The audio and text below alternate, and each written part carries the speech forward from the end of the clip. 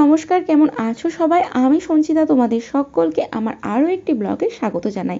অন্যান্য দিনের থেকে আজকের ব্লগটা আমার কাছে একটু স্পেশাল, কারণ আমরা অনেক দিন পর অনেক পুরনো বন্ধু মিলে মিট আপ করতে চলেছি, আর তারই একটা ছোট ব্লগ ভিডিও তোমাদের সঙ্গে শেয়ার করে নিচ্ছি।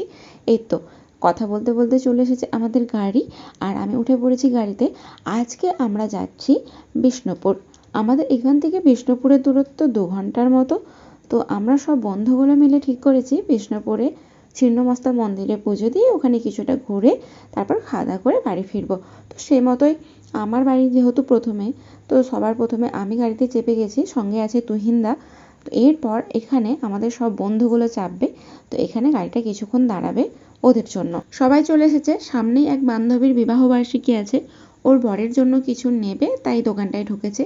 এই হচ্ছে তন্ময়, এই হচ্ছে তাপস আমাদের ঠাকুর মশাই, আর এটা হলাম আমি। তন্ময়ের পাশে যে আছে হলুদ রঙের চুড়িদার পরে, সে হলো বিদিশা, আর এই হলুদ রঙের ওয়ান পিসটা পরে যে আছে সে হলো সুপ্রিয়া। বিদিশারই বিবাহ বার্ষিকী সামনে, তো ওর বরের জন্য ও এই রূপোর চেনগুলো দেখছিল। আরে টাকা পড়বে, হাঁপাও তো হতে পারে ওজনে নাকি, ওজনে এটা কেমন দাম পড়বে এটা আমার হাতে লাগে, তোর হাতে বড় হবে তা মনে হচ্ছে। দেখি ডিজাইনটা, দেখি ডিজাইনটা খুব সুন্দর হবে। তুই কি নিবি? আমি দেখছি পরে কেমন লাগে, তার মধ্যে আমি নিয়ে নেবো এটা। তুই ওটা নিয়ে এসেছিস তো পারে। এই রূপোর পলাগুলো এখন খুব ট্রেন্ডিং এ চলছে। সামনে সুপ্রিয়ার বিয়ে আছে, তাই ও দেখছিল নিজের জন্য। এসে যখন আমাদের ফোন করে হবে ও নেবে বলছে তো সঙ্গে সঙ্গে। এখানে ওর চেনটা পছন্দ হয়নি, তাই চেনটা নিল না, ওই রূপোর বালাটা নেওয়া হয়েছে। এবার বেরিয়ে যাব আমরা বিষ্ণুপুরের উদ্দেশ্যে। সামনে একবার খুনডাঙ্গাতে দাঁড়াতে পারি, খুনডাঙ্গায় ও বলছে যে ওর বরের জন্য চেনটা পেলে ওখানে নিয়ে নেবে। তো চলো খুনডাঙ্গার দিকে এগোনো যাক।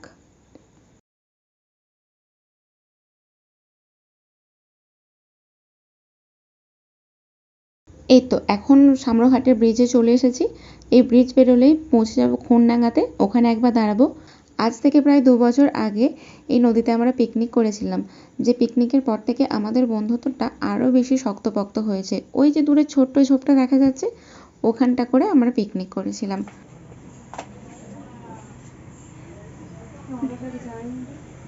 ওরা কেউ আসবে না, অত ভিড় করে লাভ নেই, বুঝলি। কত করে বলবেন?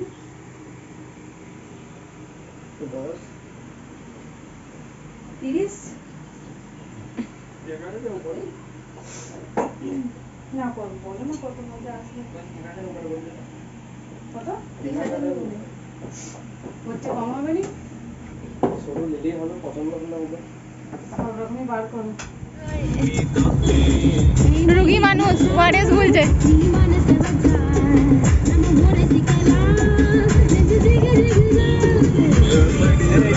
এই ব্রেসলেটটা নিয়েছে ওর বরের জন্য।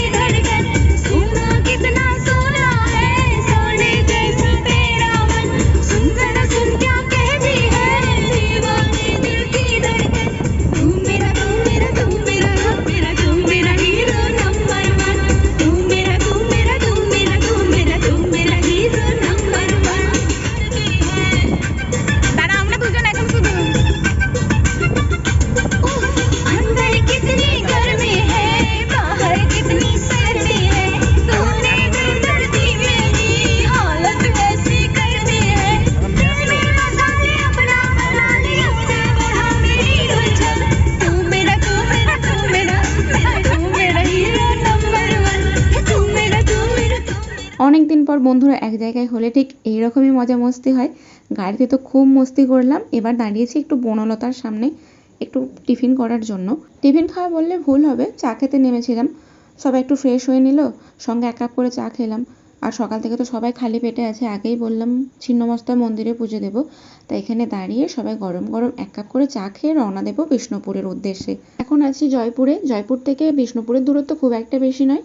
আর জয়পুরে বনলতা রিসর্টের নাম এর মধ্যেই অনেকেই শুনে ফেলেছো আর দেখেও ফেলেছো। এখানে রসগোল্লা আর ল্যাংচার সাইজ তোমরা দেখে নাও। এগুলোর দাম কিন্তু এক একটাতে 50 টাকা করে। তো যদি আমরা ঠিক করেছি বিষ্ণুপুর থেকে আসার পথে এখানে ঢুকবো, যদি ঢুকি তখন তোমাদেরকে এই বনলতা রিসর্টটা ঘুরিয়ে দেখাবো। এখন আমরা যাচ্ছি জয়পুরের জঙ্গলের মধ্যে দিয়ে। দেখো কি সুন্দর দেখতে লাগছে না রাস্তাটা।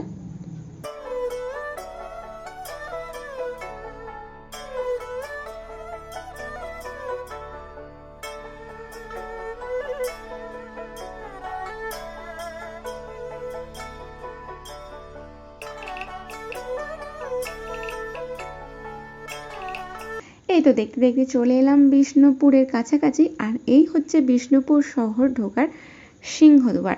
এই বিষ্ণুপুর শহরটি মূলত মল্ল রাজার আমলে নির্মিত। এই শহরটি মূলত পোড়ামাটির মন্দিরের জন্য বিখ্যাত এবং তার সঙ্গে বালুচরী শাড়ি, হস্তশিল্প, টেরাকোটা শিল্প এই সমস্ত শিল্পের জন্যও কিন্তু বিখ্যাত। এই জন্যই তো একে মন্দির নগরী বলা হয়ে থাকে। বিষ্ণুপুর শহর ঢোকার এটি দ্বিতীয় গেটও বলতে পারো। আর ঠিক এখান থেকেই শুরু হচ্ছে বিষ্ণুপুর শহরের পোড়ামাটির মন্দিরের সমাহার।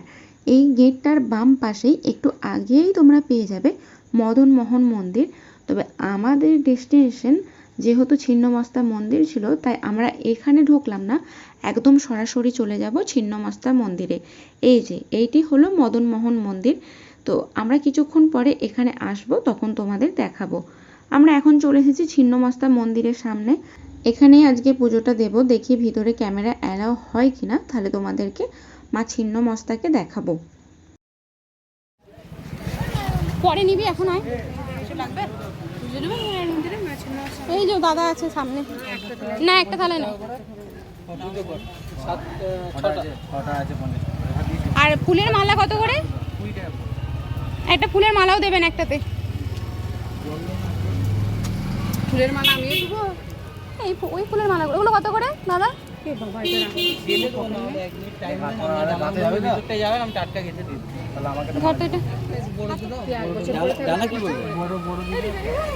না একটা সবাই আলাদা আলাদা করে নাও না, অসুবিধা কি আছে?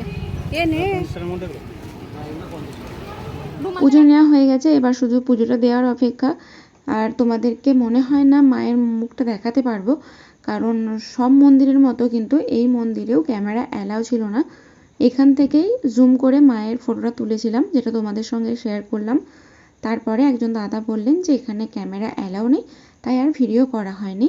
তোমাদেরকে বারবার একটা কথাই বলছি, বিষ্ণুপুর কিন্তু পোড়ামাটির মন্দির এবং পোড়ামাটির তৈরি কারুকার্যের জন্য বিখ্যাত। দেখো মন্দিরের পাশেই তোমরা কিছু দোকান পাবে, যেখানে তোমরা এরকম মাটির জিনিস পেয়ে যাবে। শুধু ছিন্নমস্তা না, আরও বিভিন্ন মন্দির আছে, তোমরা চাইলে সেখানেও পুজো দিতে পারো। প্রায় 17টিরও বেশি দর্শনীয় স্থান আছে। সারেশ্বরের মন্দির আছে, রাসমঞ্চ আছে, শ্যামরায়ের মন্দির আছে, জোড়া মন্দির আছে, এরকম বিভিন্ন মন্দির তোমরা পেয়ে যাবে। এছাড়াও তোমরা পেয়ে যাবে বিষ্ণুপুরের বিখ্যাত বালুচরী শাড়ি, যে শাড়ির ডিজাইনের মধ্যে বিষ্ণুপুর শহরের বিভিন্ন পৌরাণিক কথা তুলে ধরা হয়েছে।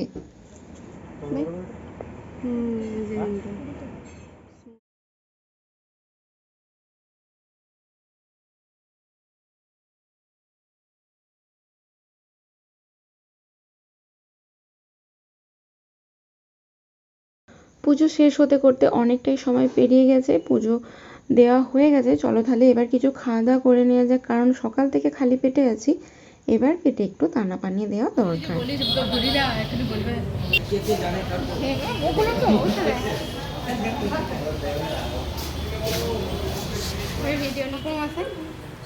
চপসা বাটা তরকারিটাকে মানে ভালো লাগে। এই কাঁচা লঙ্কাগুলো নিয়ে দিবি, মুড়ি দিয়ে খাবো।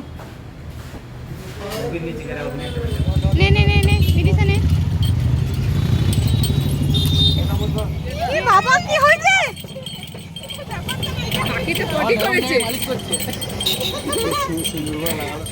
খাওয়া দাওয়া শেষ করে চলে এলাম রাসমঞ্চ ঘোরার জন্য।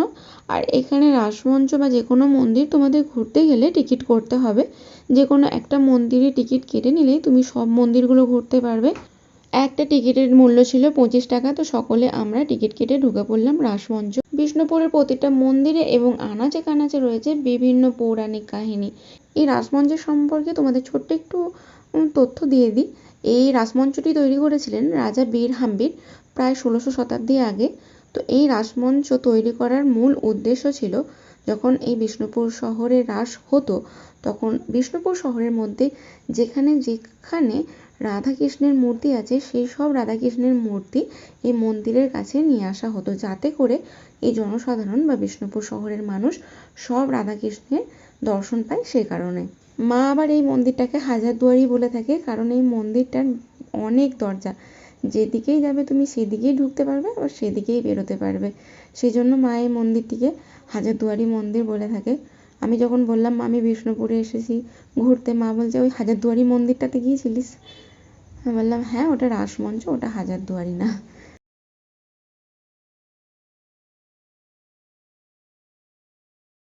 বাহ, এত গরমেও মন্দিরের ভিতরটা বেশ স্বস্তিদায়ক। আমরা যেদিন বিষ্ণুপুর গিয়েছিলাম সেদিনকে ভীষণই গরম পড়েছিল, আর এত গরমে শরীর একদম নাজেহাল হয়ে যাচ্ছিল।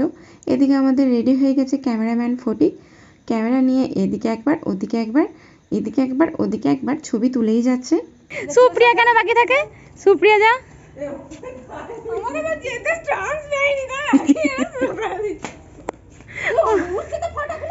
আমাদের তো আর সব মন্দিরগুলো ঘোরা হলো না, তবে তোমরা যদি বিষ্ণুপুর আসো অবশ্যই কিন্তু এই মন্দিরগুলো ঘুরে যেও। আমরা তো লোকালেরই, আমাদের বাড়ি থেকে এখানে আসতে মাত্র 2 ঘন্টা সময় লাগে। আর এটা নিয়ে বিষ্ণুপুর আমরা অনেকবারই এসেছি, তবে আমাদের আসার কারণ ছিল মূলত বন্ধুদের সঙ্গে মিট আপ, যেটা আমরা করেছি আর আমরা খুব মজাও করছি, সেটা তোমরা দেখতে পাচ্ছ। তবে তোমরা যদি বিষ্ণুপুর আসো অবশ্যই করে কিন্তু এই মন্দিরগুলো ঘুরো। এক একটা মন্দিরের এক এক রকম কারুকার্য আর এক এক রকম পৌরাণিক কাহিনী আছে, যেটা তোমরা সহজেই জানতে পারবে।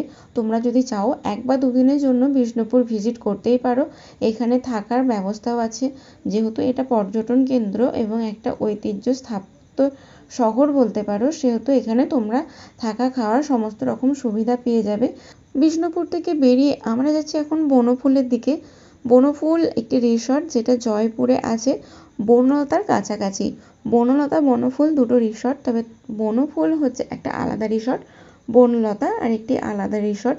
এই এখন আমরা যেটা পার করে বনফুলের দিকে যাচ্ছি এটাই হচ্ছে বনলতা, আর এটাকে পার করে আমরা যাব বনফুলে। দেখো পৌঁছে গেছি বনফুলে। বনলতা থেকে বনফুলের দূরত্ব মাত্র 10 মিনিটের।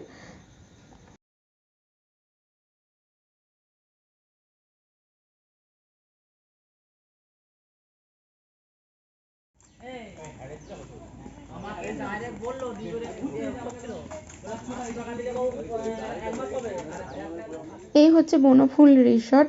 এখানে তোমরা পেয়ে যাবে সুইমিং পুল এবং ট্রি হাউস। যদি তোমরা ভাবো যে তোমাদের ব্যস্ততম দিন থেকে নিরিবিলি কোনো একটা জায়গায় 1 বা 2 দিনের জন্য ঘুরে আসতে চাও, তাহলে এই বনফুল আর বনলতা কিন্তু পারফেক্ট জায়গা। এটি হচ্ছে বনফুল রিসর্ট, যেখানে তোমরা পাবে ট্রি হাউস, সুইমিং পুল। এখন আমি দাঁড়িয়ে আছি সুইমিং পুলের কাছে, আমার পিছনেই ঠিক দেখতে পাচ্ছ সুইমিং পুল, আর আমার ওই পিছনে আছে ট্রি হাউস। চলো তোমাদেরকে গোটা রিসর্টটা একটু ঘুরিয়ে দেখাই।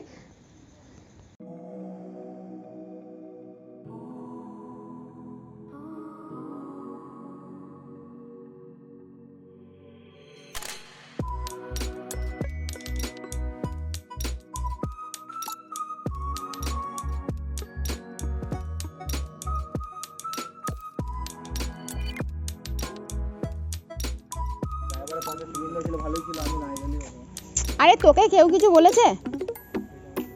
হ্যাঁ